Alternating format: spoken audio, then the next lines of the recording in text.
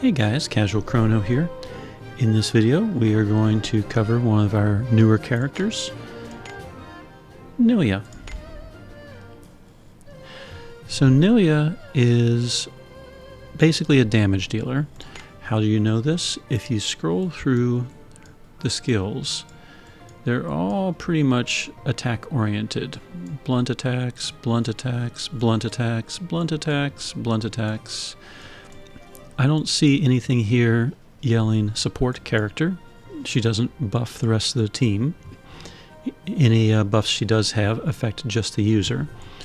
And there's nothing here screaming tank. There's no rage, there's no guard. So she is a DPS character. At the mid game, you probably have access to things like the Void Fist Guidance Necklace. I threw on a plus 25 power badge, and the typical Power of Pains with Bullseye and Rose with Thorns. If you don't have the Void Fists, anything that improves type attack or critical rate or any of those types of things would work. So, we have her geared. The skills I have picked out so far. A Beast Kick Special. It attacks twice, and if there's a weak point, it does a lot more damage. Horizon Chop. It buffs Nilya's power, intellect, speed, and crystal attack. And if it's also an attack as well as a buff, and if you hit something's weak point, the buff effect and turn duration doubles, so you have 100% everything for 6 turns. And then Drive Lariat. It is also an attack. If you hit a weak point, it also gives her overcritical, and no matter what, it gives her damage on critical and singular focus, which improves physical damage based on the user's maximum MP. If you get it up to over 1500, that's pretty much the maximum it can do. Now, my Nilya is Stellar Awakened, so mine might have a little bit more health, power, stuff like that than yours. But I have avoided the Stellar skill right now. We're going to talk about Moonsault Meteor later.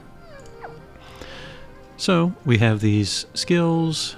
She has other helpful skills. For example, she can deploy Crystal Stance. She can restore her own health. She can inflict pain, but it does not say it's irresistible. So it is possible that she attacks and does not apply pain.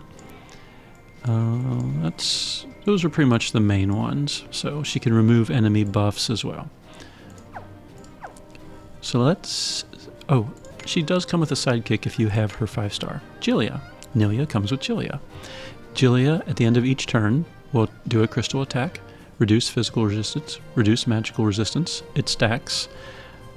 And Nilya can reuse Lunatic over and over again as long as we use the charge ability. Jillia also has the ability to restore everyone's health, everyone's MP, and revive knocked out people, restore all statuses, remove all debuffs. So unlike Terra, who heals every single turn, Jillia does not, but if you equip Jillia with an item like the Healing Jewel, you basically have like a little miniature Terra. Jillia, she does have the ability to revive knocked out characters, and there aren't that many characters or sidekicks that do that. She has an aura as well. If anyone, not just Nilya, hits a weak point, then everyone's critical and magical critical rate jumps to 100%. And then there's another one, if you're in special type environments, critical damage can go up. It's all about the critical damage for Nilya, hitting weak points. So, if you first get her, you equip her with mid-game gear, and you bring her to the test dummy, you will probably have something that looks like this. Turn 1, maybe we go ahead and buff her.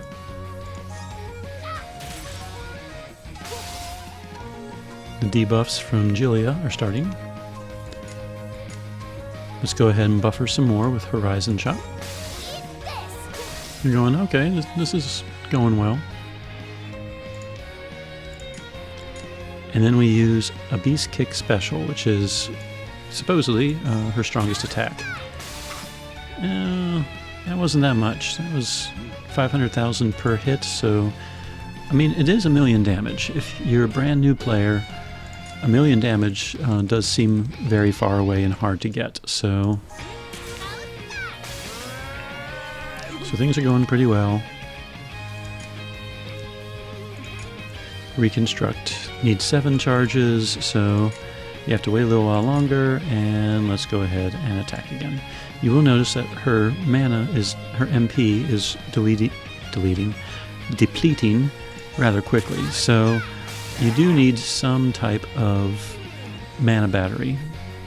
But we just did over 3 million in damage in 5 turns, which for a brand new character is really good. If we had a brand new character 4 years ago, they would not be doing that much on a dummy. So far, you might be a little underwhelmed. Nilya seems to be doing okay damage, but nothing outrageously insane like Sesta or Thalili, Xianghua, Yakumo, etc. So you might be going, this character's just kind of strange. Well, remember that every single skill, pretty much, if you hit a weak point, strength improves, or the buffs improve. So we need to hit a weak point. Her stellar skill, Moonsault Meteor, that inflicts exposed. A unit gains vulnerability to certain types of attacks.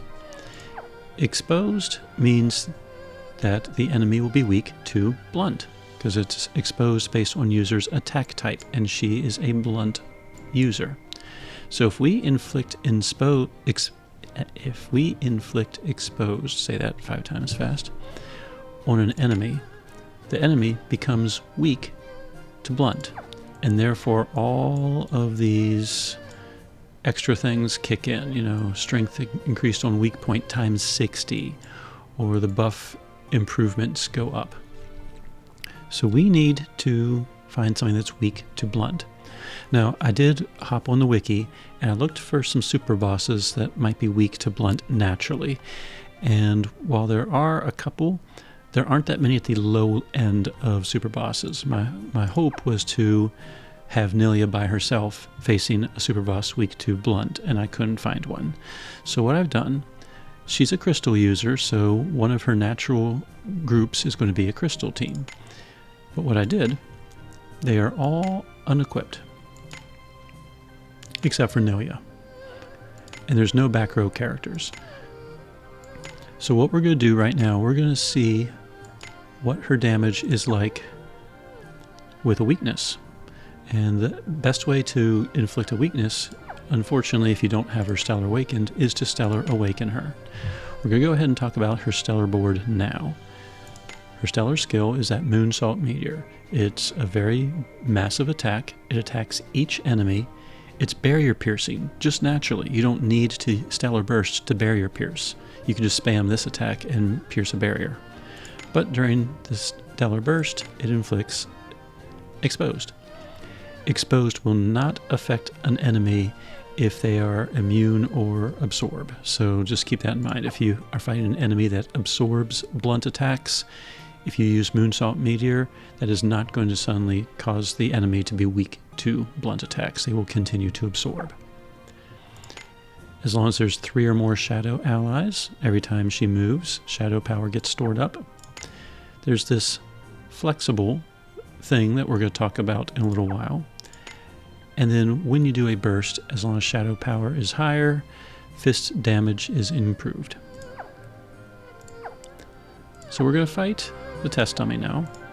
Engage. So with this party, we're going to start off in an awakened crystal zone. So right off the bat, her damage is going to be enhanced a little bit. I'm just going to go ahead and lunatic with the others so they're not doing damage. Now we had to give up something, so I gave up the overcrit ability, and I'm just going to horizon chop on turn number 1.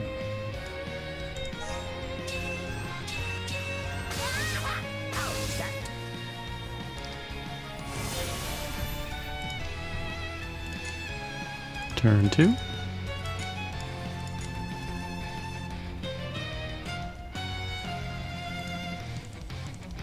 We're going to just Horizon Chop again. And that's just to use up as little mana as I can. Turn 3 will probably fill up the Stellar Burst gauge. Attack, attack, attack, attack. We'll go ahead and Horizon Chop again. Wide open.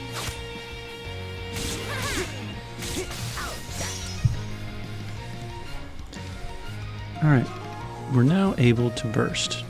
Remember when we burst, if you have the Stellar skill, Moonsault Meteor, we will create a blunt weakness on Big Baddie. And the other 3 are just going to attack. Have a taste of unknown alien power.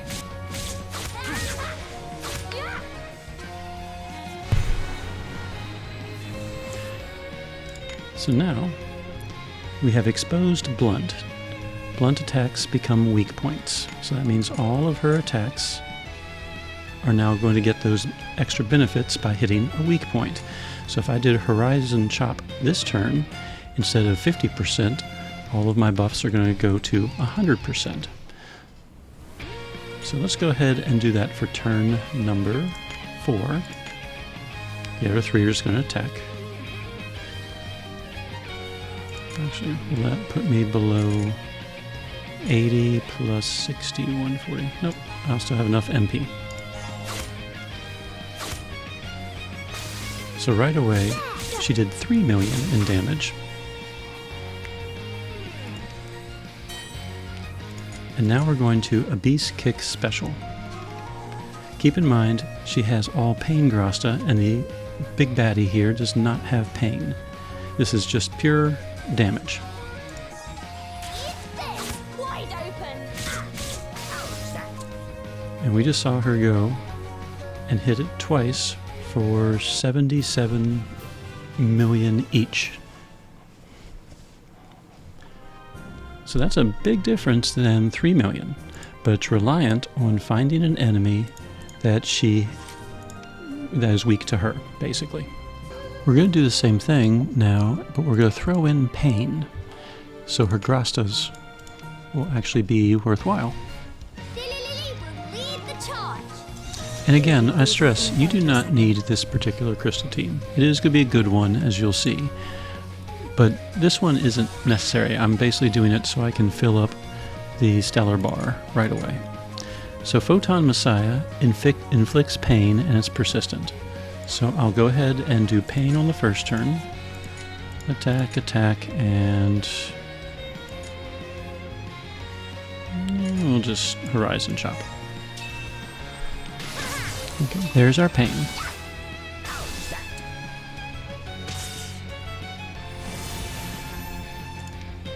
Turn 2. Attack, attack, attack. We'll go ahead and Lunatic this time. She will gain Mind's Eye as well.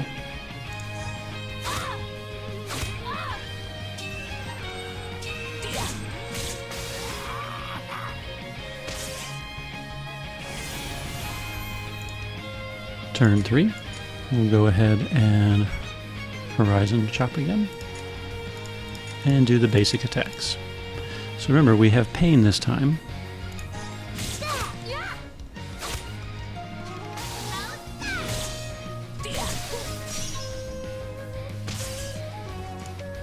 We are now out of Crystal Zone, but we have pain.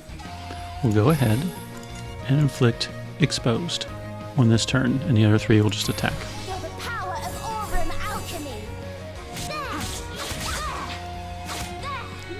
You just saw her do 640 million in that attack. And we'll go ahead and Horizon Chop.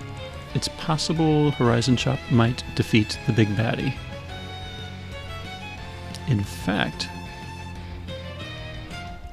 we're going to find out.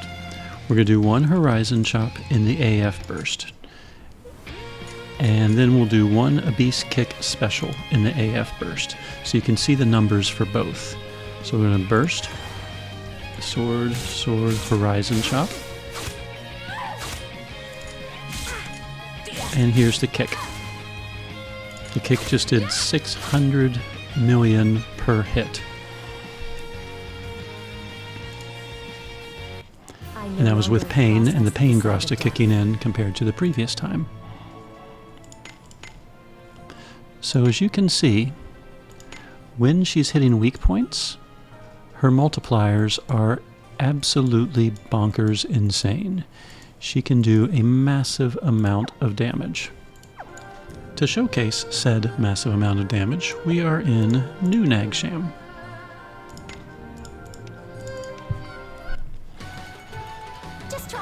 We have one turn to do as much damage to Big Baddie as possible. So what we're going to do, this time we'll have the benefit of the Awakened Crystal Zone, though we will lose the Bullseye advantage. We're going to burst, of course. We're going to buff up. We'll do all 3s, all 2s, and all 1s. By that time, we should be able to use the burst and create the exposed weakness. Keep in mind, the Lily, Melissa, and Alma still have no gear whatsoever. 3, 3, 3, 3. 2, 2, 2, 2, all 1s. Alright, we can burst. We're going to Moonsault Meteor, and that will create a blunt weakness on the boss.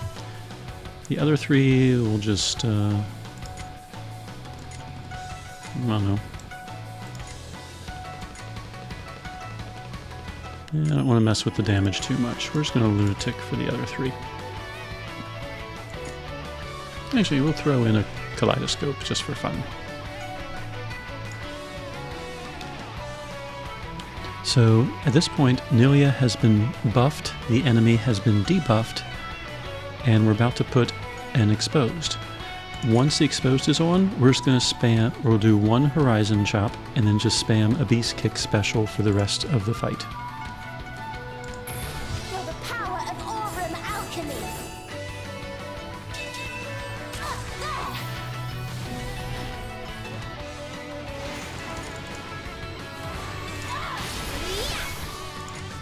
There's the Horizon Chop. Now we're just going to spam kicks. You'll notice, with a Void Weapon and mid-game gear, her attacks are doing in the 3 billions. 3 billions, that's above the old damage cap.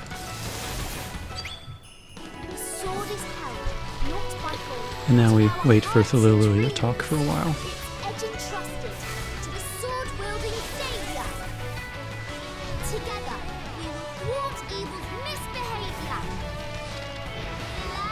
And we keep waiting, and we keep waiting. And that's the end of your schemes.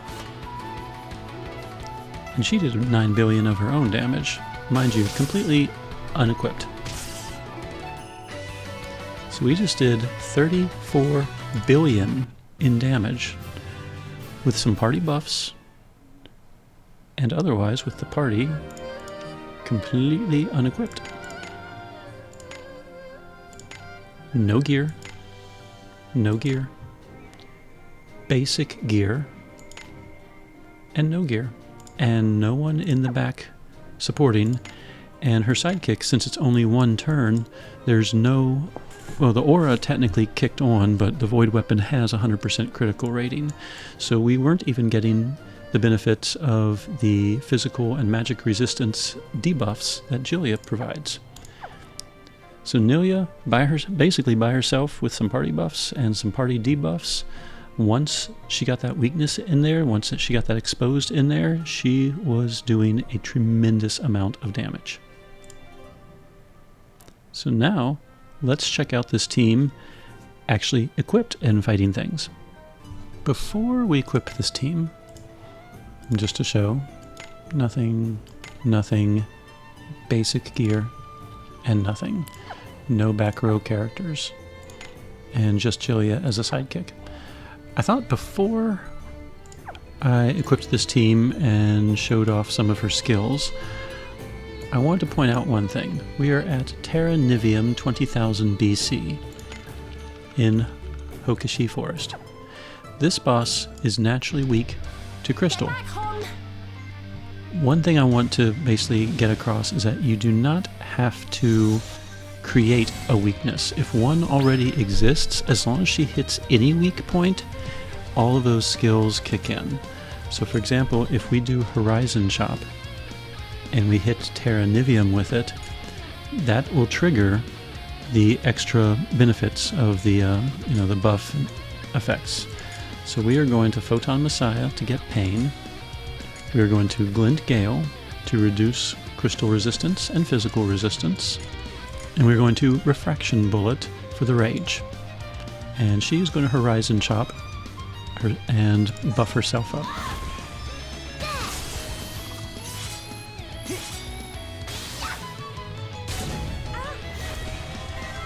Now, Alma, if you're not familiar with her, will take all attacks basically for the first 2 turns. And she can't die. So now we are going to Abyss Kick Special, the Terra Nivium. We're going to Nephrite Boost, we're going to Apostle, and we're going to Luster Glare.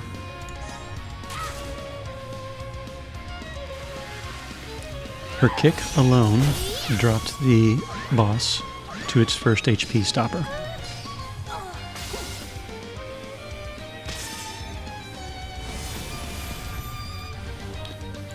And now we're going to Abyss Kick Special again.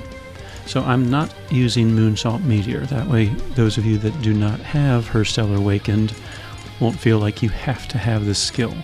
I'm just using Abyss Kick Special, which every 5-star Nilya has. So we're going to Refraction, we're going to, we'll just Glint Gale again, and Promised Land, which will buff her up even more. As long as Nilya goes before the boss, this fight is over.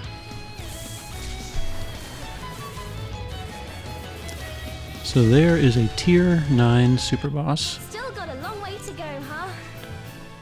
that was beat up by 3 characters without gear, plus Nilya. And Nilya, probably the hardest item to get out of all this is the Void Fists, which all it does is give her 100% critical rate naturally and type attack. So what happens when an enemy does not have a weakness to a weapon? Is Nilya completely worthless? Short answer, no. Longer answer, still no. First of all, she's never completely worthless if you have her Stellar Awakened. Moonsault Meteor will create, if nothing else, a blunt exposure.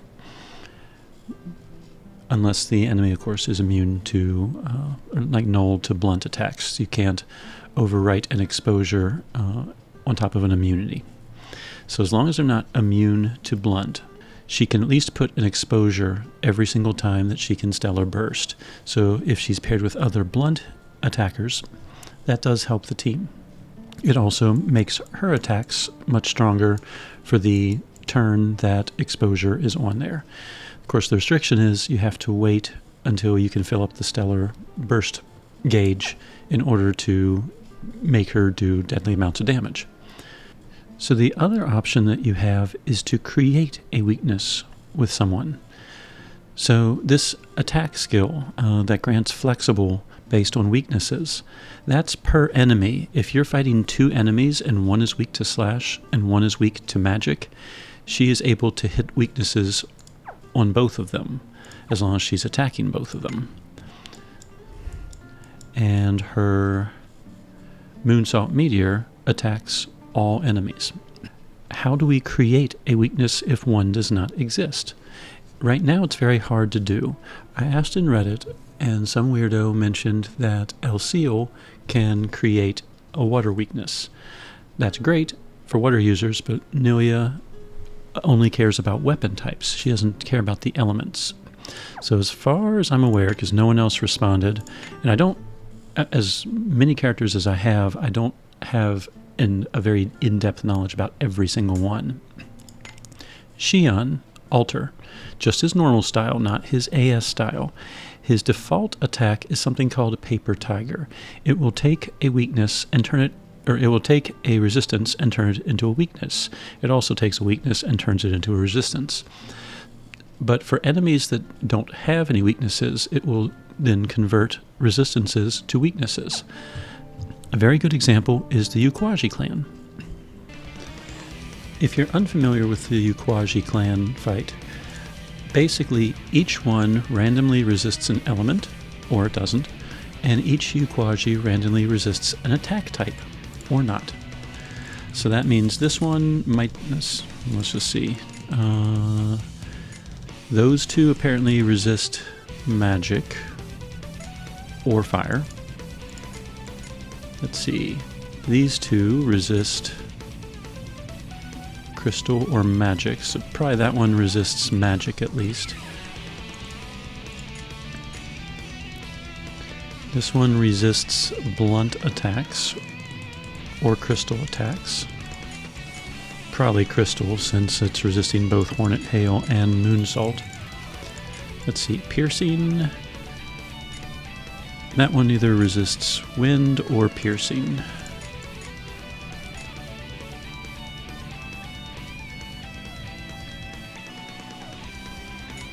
So this one probably resists fire and pierce, since it's resisting both Suzette and Xian. Anyway, the main issue here is a paper tiger. On every single enemy, and you can only do this once per fight, it does a permanent invert. That means whatever it's weak to, it becomes resistant to, and whatever it's resistant to, it becomes weak to. So if I hit Paper Tiger, all of these resists will suddenly become weaknesses. Because they are weaknesses, then her stellar flexibility comes into play, and she should be hitting weakness attacks on pretty much all of them. So that's what we're going to do. We're going to blow the AF gauge. He's going to do Paper Tiger. In her case, I'll probably do Nephrite boost. We will start with Moonsault Meteor and just spam it, and we'll just spam Dragon Assault. So we're going to do 0, 2, and then basically just spam all ones. Xian Alter also has Illusion Black Dragon. As long as there's a zone deployed, it gives mental focus to everyone, and it increases damage against weak points. Well, Melissa's in the party, so I do have a zone deployed right now. It's called Flash Strike Stance. It lasts for 1 turn, but that's really all I need. So there is a zone deployed, which means Illusion Black Dragon will apply mental focus to everyone, including Nilya. So we are going to do 0, 2, and then just spam 1s from that point forward. Okay? And what you should see is, and you can slow down or pause the video, Moonsault Meteor, thanks to her flexibility, will start hitting weaknesses. And if I can fill up the gauge, I'll go ahead and apply an exposure to everything. Now, one thing to point out, she is still doing crystal attacks non-stop. So that part does not change, but she might be doing piercing damage to this one, blunt damage to this one, and slash damage to that one. And as long as they're all weak to those,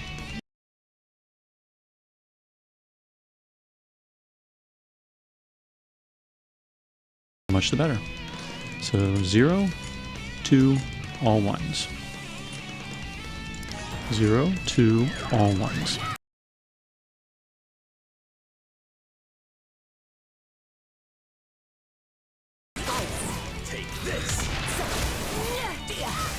You see the weaknesses. Some of the Uquajis have already been defeated. Okay, we have the burst. If I hit Moonsault Meteor, this weakness, it will be exposed, which means if the other 3 characters happen to be doing that same type of attack, then they'll all be hitting the weaknesses. So I'm not going to hit Hornet Hail because that would create a different zone, so I'm just going to have her do Glint Gale. Same with Bolt of Bahamut. If I cast that, then I get a wind zone. Don't want that, so let's just go ahead. Yep, we were right. It was originally resisting piercing, and now it is weak to piercing, it looks like. So we'll just do a Dragon Assault. So Moonsault Meteor will put an exposure on that particular Uquaji. Oh, I'll point out while I have the burst and time is kind of frozen, Nilya is still doing crystal damage to all these characters. So for team building purposes, any characters that can boost crystal damage, which technically she only boosts her own, but she does boost critical damage. But Glint Gale, for example, reduces crystal resistance and physical resistance to all enemies. So Glint Gale is boosting Nilya's damage. So when you are picking characters to work with Nilya, anything that still boosts crystal damage is good. Crystal zones, awakening crystal zones, etc. Anything reducing crystal resistance is still helpful. Her weaknesses are only targeting weapon types. Following the burst, we're just going to resume our ones.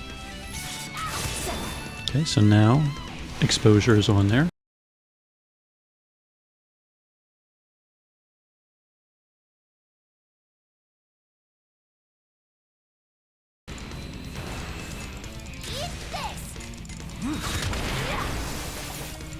And we finish up the fight.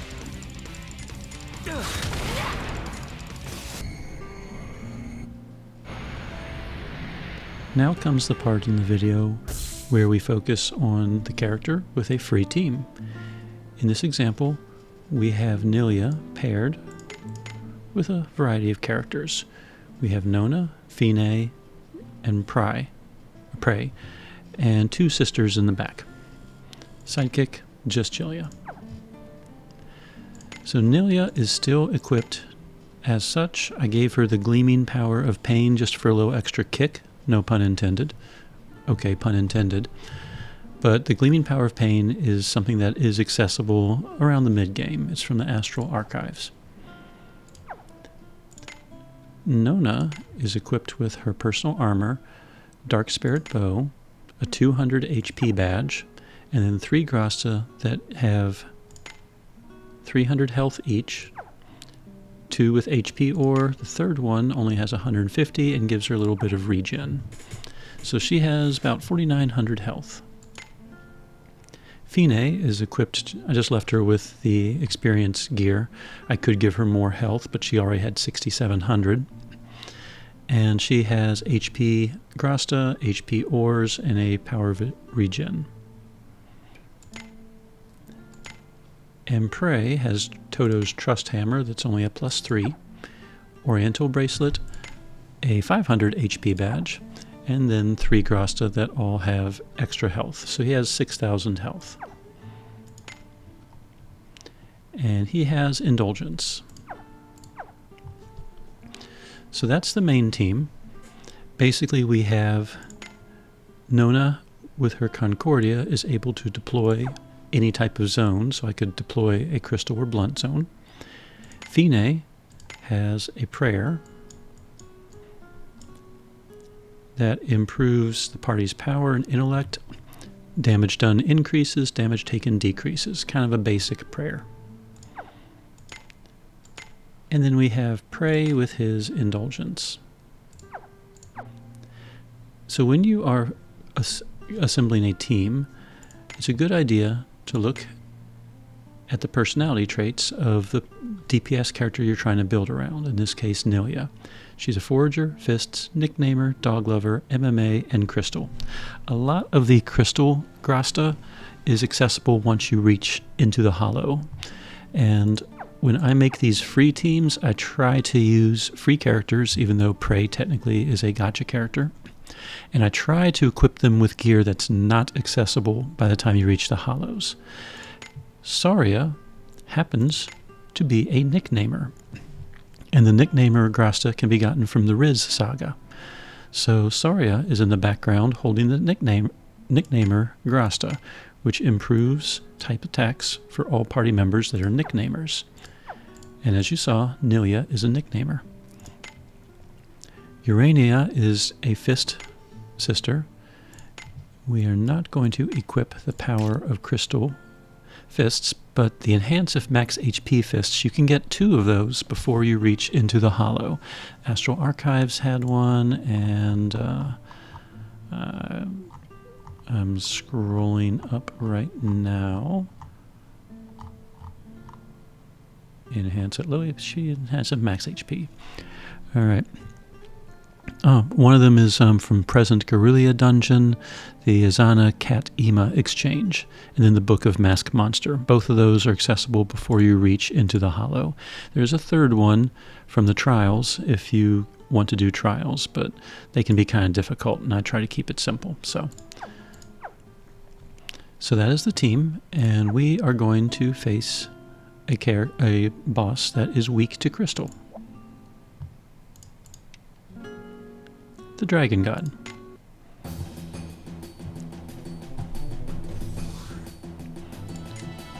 So we are going to go ahead. You'll see that the Dragon God is null to a lot of things. So we are going to go ahead and pray. She is going to go ahead and Horizon Chop, and that will trigger the weakness. We are going to cast Devotion on Nilya, and we're going to go ahead and start praying.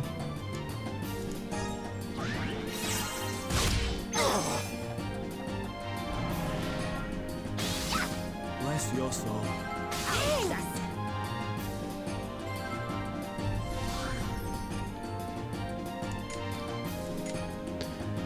Now we're going to go ahead and beef up the party. We're going to cast Indulgence on Prey. We're going to go ahead and Abyss Kick Special.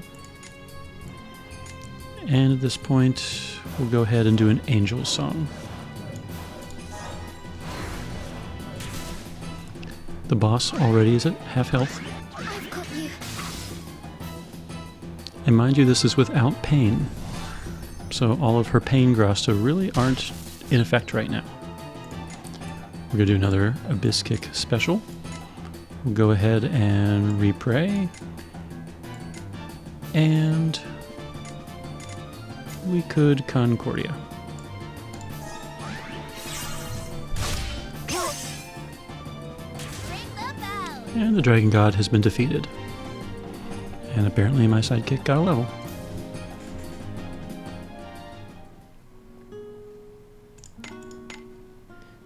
So that was done fairly effortlessly.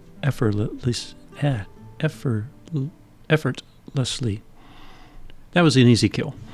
And that was mainly because we took advantage of Nilya's pure brute strength. The pains did not really kick in at all. Bullseye did and Rose with Thorns did, but that was it. If you have a free character that can apply pain, then she will be even more deadly than she is now. To showcase Nilya in an advanced team, more like an endgame level, we have her paired with Thalil, Melissa, Alma, with Mistrari and Urania in the background. Sidekick, Julia, and Moke. Thalil is equipped for damage. She's a pretty good damage dealer. However, not everyone has her Stellar Awakened. So I have taken off Sword and Heart and put on more buff style type things. Photon Messiah is still a great damage dealing skill, and it puts on pain. Then she has Promised Land to buff the party, and for shadow allies that lasts a while, Nilya is a shadow ally. And then she has Apostle, which improves hits based on the number of chains, and for shadow allies, weapon type damage is improved. So all of those will help buff Nilya's damage. Benediction is there to deploy Crystal Stance if needed. Melissa, geared as such, and her skills: Hornet Hail, which is her stellar skill. It inflicts Elemental Break Crystal, Nephrite Boost, and Glint Gale. Glint Gale reduces crystal type resistance and physical resistance, and Nephrite Boost improves critical damage for all party members. Nilya is now geared for endgame. She has the Elpis Gloves, Dryad's Necklace, a plus 50 power badge, and then the Pains, along with Gleaming Power of Pain. Alma is geared as a tank, 12,000 health, Lollipopper, Elpis Ring, HP badge, and grasta that support that. She has Luster Glare and Refraction Bullet for her main two skills. So the back row characters. Mistrari also happens to be a nicknamer. So Mistrari is able to hold the Almighty Power nicknamer. She's also a crystal user, and she is a shadow character. So she can equip things like Resonant Power Shadow, Sound Body Bow, which would help Alma's health a little bit more. Urania is now holding the Power of Crystal, Fists, Power of Awakening, Fists, and Enhance if max HP Fists. If you have a Fist character that has 4 slots, you could do more Enhance if max HP Fists or Enhance if low HP Fists for the times when there's damage. And actually in this particular fight, we're pretty much going to be always having damage. So I'm going to swap that out now. So many grasta fists. Enhance if low.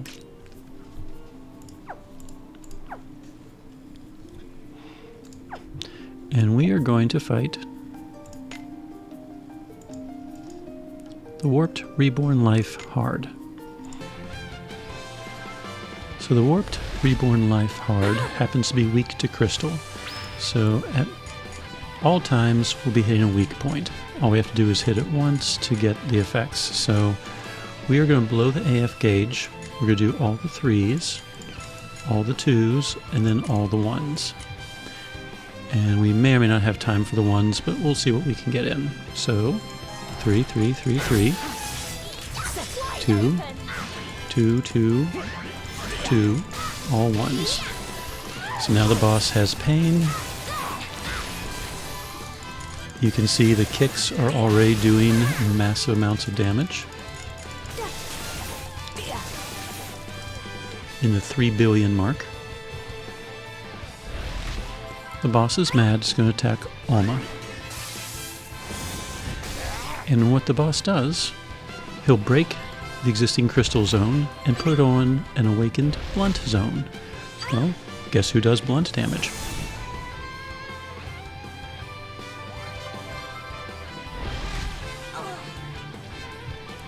The other thing the boss has done, once I find it, they have a barrier that reduces damage by 100%. Keep in mind, we have a skill that is barrier piercing. So we're going to go ahead and Refraction, Hornet Hail, and Photon Messiah, because why not?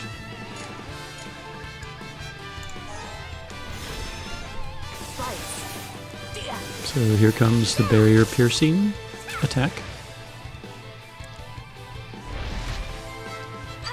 She just did almost 3 billion in damage again, and knocked out the next life, and the boss put back up another barrier. Now the curse has defeated the rest of the team. Nilya stands all by herself.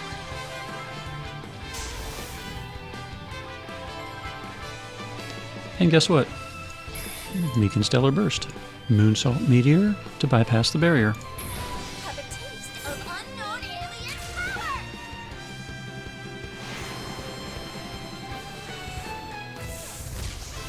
And there we go.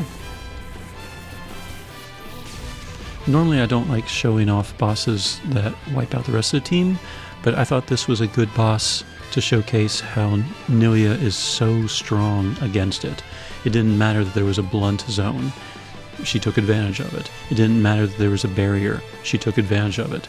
As long as we find a way to keep her alive, she totally owns this tier 11 super boss. I think to fully showcase Nilya, we're going to face a tier 10 super boss, Shadow of the Swordsman. This boss has no weaknesses and resists elements only.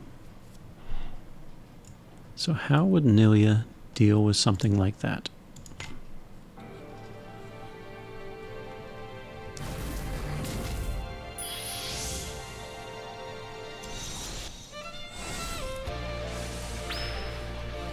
So we're going to blow the AF gauge right away, do all 3s, all 2s, and then all 1s.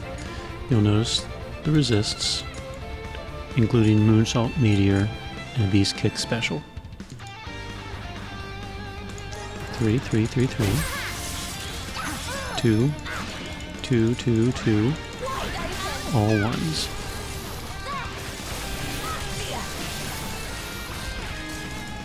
We're down to the first HP stopper.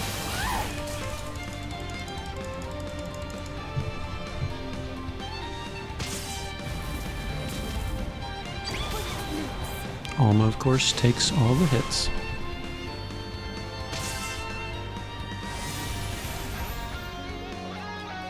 So now we're going to blow the burst, and we are going to inflict exposed on the enemy. We'll go ahead and Kaleidoscope, Hornet Hail, and Photon Messiah. Feel the power of Aurum alchemy. We hit the second HP stopper.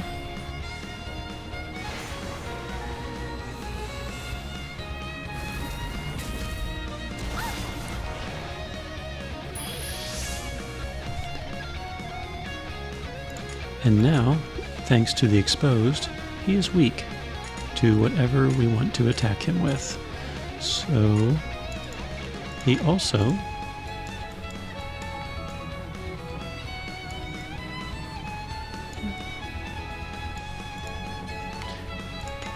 if he had a barrier, we would use Moonsault Meteor. It would go through the barrier. If he does not have a barrier, we just use a Beast Kick Special for the damage. So Hornet Hail and Photon Messiah. Actually, you know what? We're going to Lunatic with the others, so you can just see Nilya's attack.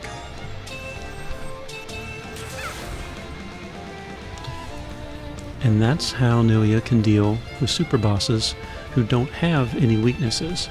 Create an exposed, and then you have access to a weakness. Here's another example of how Nilya's stellar skills can help a very different team. So here we have my fire team. It's Rinri Alter, Ewan, Minalka, back row support, developing Ewan, and normally I have Iffy here. Well, this time I have Nilya.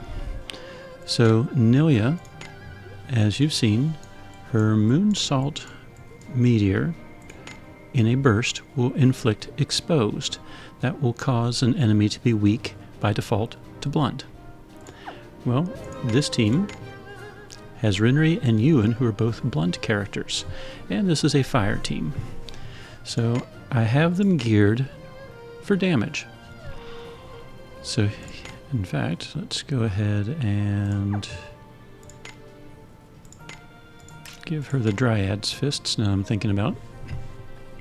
So here's Rinri, Ewan with the Pain series, Nilya with the Pain series, and Minalka with the Pain series. As far as skills, Ewan, instead of Iffy, is going to set Pain. And what's going to happen, we're going to start off against the new Nagsham test dummy, and we're going to do some attacks. And then once we can burst, we're going to burst, and Nilya is going to put exposed blunt on the dummy.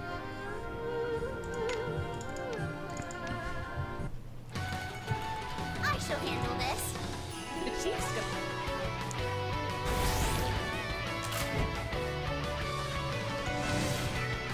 So we're going to blow the AF gauge. We're going to do all 3s, all 2s, and then all 1s until we can burst. I might try to work in a flame break at some point if I can. And that's to reduce fire resistance, but he's my main damage dealer, so I probably won't have time for that. So 3, 3, 3, 3, 2, 2, 2, 2, all ones. I'm going to burst the first moment I can and create that exposed. Alright, we're going to overload. We'll go ahead and lava impact. Moonsault meteor, we're going to create exposed. And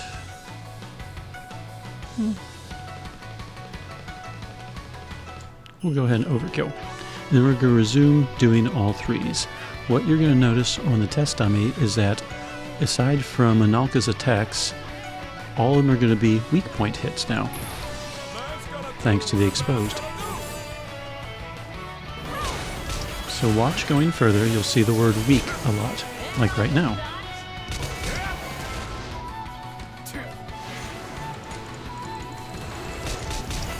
And then we continue our assault. Now as far as the AF gauge,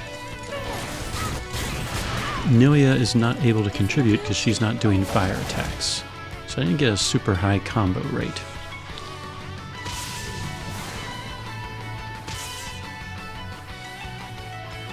But we did over 100 billion on the dummy.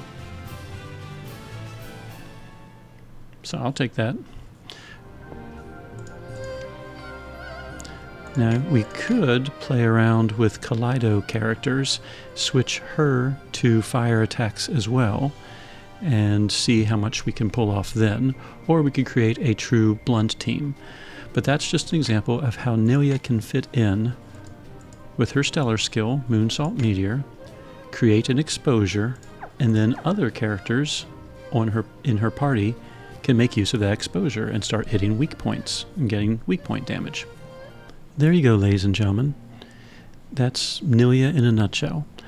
Basically, she is a damage dealer, so you want to gear her as such for damage. She has the ability to do an exposure on the enemy, and by doing that and then attacking and hitting the weak point, that beefs up all of her skills and her buffs. She has, in Stellar Awakening, the ability to pierce barrier, and during the Stellar Burst, she can inflict the exposed debuff, which would allow her to hit weak points. She is a character that I think would benefit greatly from Stellar Awakening, and mainly because she can inflict exposed on enemies.